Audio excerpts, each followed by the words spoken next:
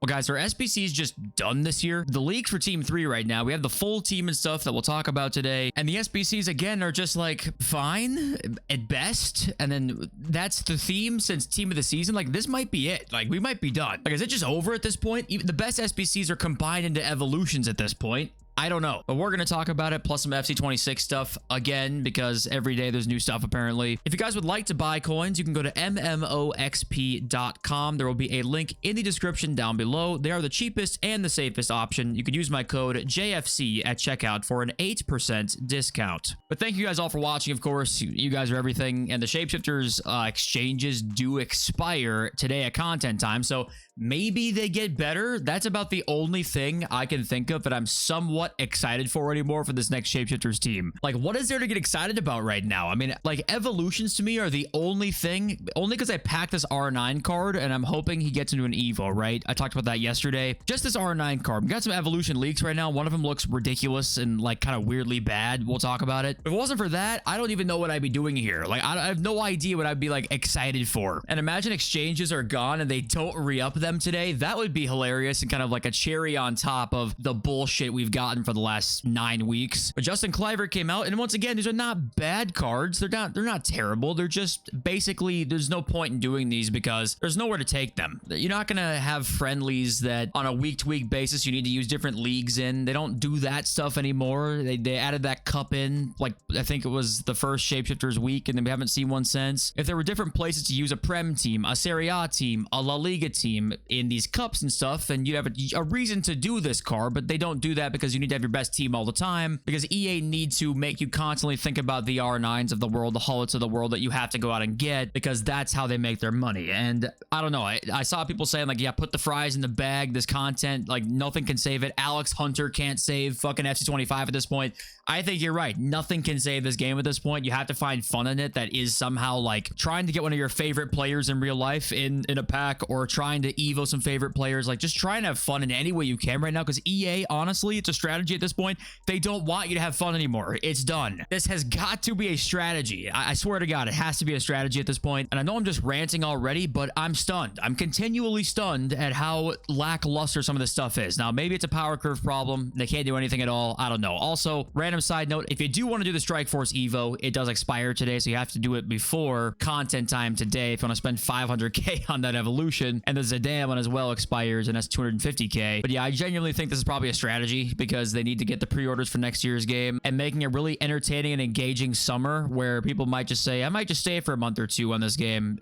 That can't happen. But on the bright side, guys, you can go and pack Team of the Year Ronald Koeman right now for $30. So that'll be a really good way to spend your money. And don't forget the 15 by 86 pack that will include possibly an 89, but maybe not. Who is buying this shit? I'm stunned anybody buys this, especially when the fodder isn't going into anything that's useful right now. Looking at the SBCs and stuff, it's funny seeing the downvote percentage, by the way, how everything's like 90% downvoted. But the most expensive SBC we got right now in the regular players is 186k Carvajal. This card's okay, you know, technical, incisive, finesse. It's not a bad card, but this expires in 15 hours, by the way, so it's like only going to be up for a little bit. Then the icons we've got here, let's take a look at these guys. Baggio 316, and Baggio's pretty good as well, but then the Butra, combine that with the Evo, I'm not even counting that. Vidic, Owen, and Beckham here. So the most expensive SBC is Roberto Baggio right now, who has an 81% downvote rate, which maybe is harsh, but let's be real here. There's not really much too exciting to craft right now, so have fun, guys. Have fun in SBCs. Let's go through here and look what's coming. So, okay, official stats, Ilkay Gundogan, SBC or objective. This card looks pretty good. Technical, first touch, pinged, low driven, and like some all-around nice stats there. But this is the best card coming, guys. Once again, we would have seen it already if there was a better card coming out than this. Your best SBC for this next week is this Ilkay Gundogan. So is that good enough for you? You be the judge on that. But there is one more cam on the way, an icon SBC, though, that we can go and look at next. And that's Franco Baresi here, who honestly is like the exact same as Gundogan. So they're pretty much negligible. But these are the two cards that'll be the best SBCs this next week. And it's pinged pass, first touch, low driven, finesse shot, 93 pace, 96 shot, 94 dribbling with some good defending and physical as well. This card might be a pretty nice attacking box-to-box center mid or something along those lines, but these will be the two best best cards we get all week. And this is the problem, is like they're not bad cards. Like they're definitely not bad. It's just highlights more so the power curve problem that we had, which was just there's so many cards now everywhere all the time that for a card to be hyped up that comes out, it has to be improving somewhere, right? Improving something somewhere in your team. And now with roles and stuff, the freedom's even more limited. So it has to be, if you use a cam in your team, then Baresi could possibly fit. And then is he better than your cards? Maybe. There's like 3 or 4 barriers of entry that you have to like think about. And shapeshifters have all the roles, so that's a barrier that is not there. But that was a barrier as well. It's like, what if a cam comes out and he's better? Oh, but he only has Shadow Striker Plus instead of Shadow Striker Plus Plus. I mean, this is where you wonder what has happened this year. All of this shit combines with each other, and we ended up here. Yeah, Baresi, I'm sure is going to be like a pretty good card, but is this going to make you hyped enough yourself to want to grind out the menus to get this Baresi card who's going to be probably a couple 100K when he comes out? You know, that's the issue right now. Is he good enough for you to want to grind out the menus? You know, let me know in the comments. And now let's take a look at all of the cards here coming in Team 3. We have the entire team leaked with the official stats, so let's take a look. We saw the left back Kelly Smith card yesterday. We got right wing Mead, or Maid maybe, who looks very good actually. First touch, pinged, finesse, rapid, really nice stats there. Kingsley Coman we saw already. Left back Phil Foden, okay, Bruiser Plus I guess on a left back Foden. I'm sure some Man City fans aren't happy to see that Phil Foden will not be an attacker. Eusebio looks like the best card in the game, maybe. Ollie Watkins cam looks good. 97 at 97 at 94 there. We saw striker Yaya Toure going over here. Cam Stoichkov with intercept plus. I actually think that'll be kind of interesting. Having a cam and a 4-2-1-3 Cam Stoichkov. You track back with your cams, get intercept plus. Kind of cheese. Sadio Mane we saw already. We got CDM, Dybala, technical, incisive, finesse, first touch. Finesse and incisive and first touch on a CDM. Interesting. There's center mid Iker Casillas we saw already. Seshko center back has incisive and long ball for a center back, so he might be more of a DM there, but then a DM with 86 dribbling. I don't know about that one. Center mid Pulisic with rapid. I actually low-key kind of hate rapid plus on my center mids because the rapid touches they'll take are like huge in midfield and they'll just lose the ball, but that might just be a me problem. Letitia striker, all right, whatever, who cares anymore about life. Diallo is in there, we saw him. Vlahovic center back. Okay, Vanegas, Ramirez. Fabinho striker is interesting. Ping, technical, low driven. Elanga's in there. Peter Crouch goalkeeper. Okay, you know what? I'll buy it. I like it. I like Crouch and goal. I'm gonna try him. He's got 2 ping passes though, so I'm not sure how that's gonna work. He's gonna be fucking flying out passes. Iosi Perez and Woodpecker in there as well. And that's the team 3 for shapeshifters plus the SBCs. You know, maybe this is just a power curve problem and this should usually be pretty hyped up as like a promo team in FC, right? Maybe this is actually just me being very cynical and us being more cynical, but honestly, I'm just like seeing the SBCs and promo teams and imagine the exchanges don't come back tomorrow. Like, oh my God. I don't know. It's going to be just basically hopefully you try and pack Eusebio and that's it. It's like Eusebio and Stoichkov, who you're going to want to try and pack. Yaya Toure too, maybe. But try and pack those 3, which would be impossible. And other than that, like, you're not going to want to play. Like, I don't know. And it's weird because I don't want to sit here and obviously hate on the game that we love. Like, we have to love this game to a certain extent to play it, right? There's certain things we like in this game, but I can't sit here and bullshit. Like, I just cannot believe how phoned in some of the stuff seems right now. But okay, there is an Evo FC25 leak that we're going to talk about in a little bit here, but we'll talk about some FC26 stuff first to kind of change some things up. Official confirmation today, Liga MX is back. The entire league will be in FIFA, sign a contract for, I think, 3 years. It's a 5-year contract, 3-year performance evaluation after that. So Liga MX guaranteed to be back in the game. The rumors were all true. It's now confirmed. And also for your career mode fans, a couple more leagues here. Serie B looks exclusive to FC26 as well. So if you're doing a Serie A career mode, promotion and relegation should be a thing again, which is cool. And also the Chilean league apparently is coming into possibly FC26. And a database update, apparently they added a placeholder Chilean league or Chile league. So that might be a one that's coming back into FC. Because I think this also used to be in the game, and I think they took it out or they lost a license to it. Looks like this might be back as well. And going back to what we talked about yesterday, how there was that quote from the EA producer that the game's way different next year. It's never been more different, apparently. Matt HD Gamer just replied and said, here. And then Detective Futt in the replies says, game felt exactly the same as FC25 to me, but maybe that was too early. So apparently Detective Futt has played the game already, and it felt the same. So I don't know how he got himself to do that, if he's an EA employee or what. I have no idea how the hell he's playing the game already. I just thought that was an interesting a tidbit from somebody who apparently has played the game and has leaks and stuff. But okay, here's this evolution leak that is interesting.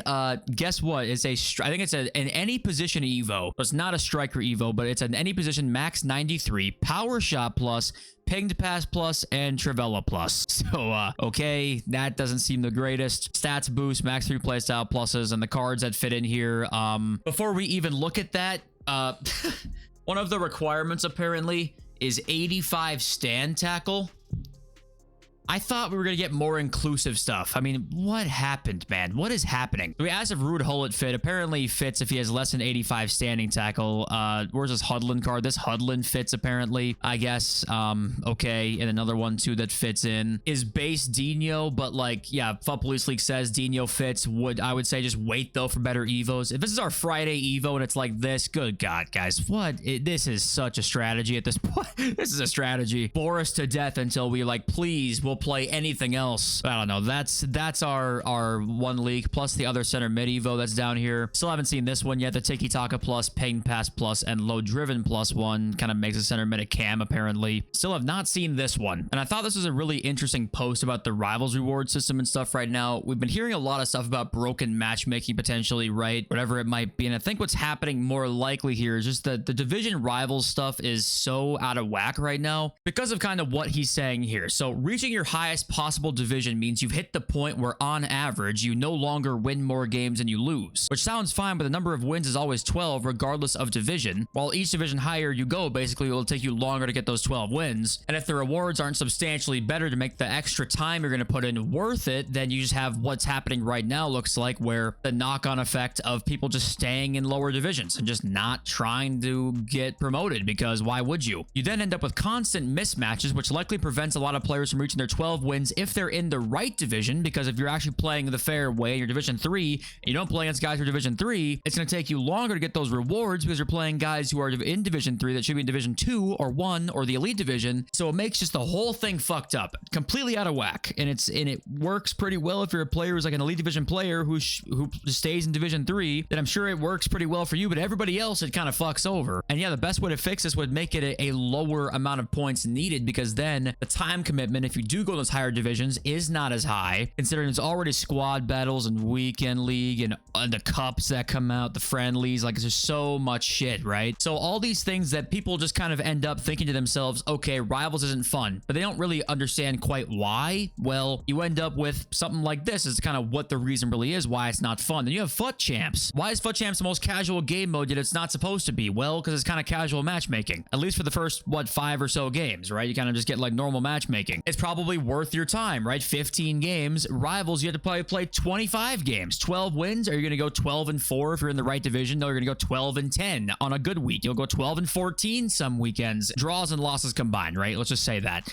Like, who's going to do that? I mean, just having these two combined, the game mode system is terrible, and people don't realize a big part of why this game isn't engaging sometimes is these game modes, and the combination of them is a big deal, and EA for some reason are obsessed with this stuff and somehow don't see the issue, and I'm confused how they don't see it. And the leaks for next year's game, it looks like there will be a new kind of game mode, so hopefully that is a saving grace, right? But looking at the market, because of all the stuff we've heard about, and the fact that the Team 3 looks fine, the SBCs look you're looking at the market might actually do okay. Now, the only thing, of course, is I think the 4th week of Shapeshifters will be all of them coming back into packs, so keep that in mind here. But other than that, I'm not going to tell you to buy fodder. I guess one thing I will say for fodder is if the exchanges do go away because EA hates us, then these will drop a lot, and I would go and buy these, and because they'll come back out again. But other than that, that's literally all I have to say about the market. There's nothing else to say. And okay, let's read some of your comments now. By the way, I recorded the video already. I actually am editing it in the middle of editing it right now, the comments video from last, what, Monday, I think it was, something like that. We got Sneaky Alpaca basically saying, how long will it take until FC26 is 50% off on sale? Maybe 2 months, he says. The first sale usually for the FC games is Black Friday. It tends to be like 15 bucks off or 20 bucks off on Black Friday. That tends to be usually the initial sale. And then during Christmas time, it'll be like 25 bucks off or 20 bucks off again. But usually the sale times about Black Friday is when you'll usually see the first sale. But I think this year was the soonest it ever was. So maybe it'll be a sign again. If it's on sale again, that a similar thing happened this year where people just didn't go to the next game, right? And a good comment from Steven here who says, the game will feel in the mud until EA pay for 128 tick servers. Daniel ZH made a great video comparison which shows how higher delay is in EAFC compared to other games. I clicked on this and I saw this video that he made here. Let's see if we can find it or find the part where he talks about it. So yeah, the 10 games they tested, FC25 was the highest in terms of the delay. And that was even on PS Pro. Found shocking input delay, says Daniel ZH here. And FC25 was the biggest game. So for all the people saying that like the delay is one of those things again where it's an excuse for losing, animations have to play out, I'm sorry guys, there's too much proof of this at this point. This is not a DDA thing. The delay exists. All you got to do is play a couple games and you'll tell, right? Especially on the PS5. BH Villaman here though with an interesting comment. So everyone loves to moan like playing games is their job. It's a 3+ game aimed at kids, which by the way, we can talk about this, but it's just a bit of fun and you absolutely have a choice. Just like everything in life, it's your choice. And I think this last sentence is very true, right? This is why I always say to people like, at the end of the day, do whatever the hell you want, right? Don't let me stop you from doing certain things. If you have, you know, I completely despise buying FC points, right? I completely despise it. I'm not doing it. But if you're somebody who makes 6 figures and beyond and you drop 20 bucks in the weekends, you don't even notice it's gone and you enjoy the game, it's like, how am I going to tell you that that's stupid? Like I can't sit here and tell you that. So yes, everything in life, it's a choice. If you like it and you have fun, and that's what it's about. But the 3+ game part, if it was a 3+ game aimed at kids, the gambling mechanics gotta go, right? That's a whole different story to me. If we're gonna bring up the 3+ part, which because that's what it is, like what's a Peggy 3, right? Isn't that what the rating is? If we're gonna bring this part up, then we can open the rabbit hole on all of the, you know, psychological manipulation that goes on in this game that is filled in every corner that kids especially will have no idea what the hell is even going on. So that part I don't really agree with, but yes, I do agree that it is important to just have fun, and however you can find your way of doing that is the most important thing, right? It's important to not forget that because it's easy to get caught up in the day-to-day stuff. If this game isn't fun, don't play this game. If this game is fun to you and you're finding ways to have fun with it, then great. Like that does take precedent over a lot of the things, right? Because that's what we're doing. We're here to escape from the bullshit that's going on all over the place, whether it be in your life, in the world. I mean,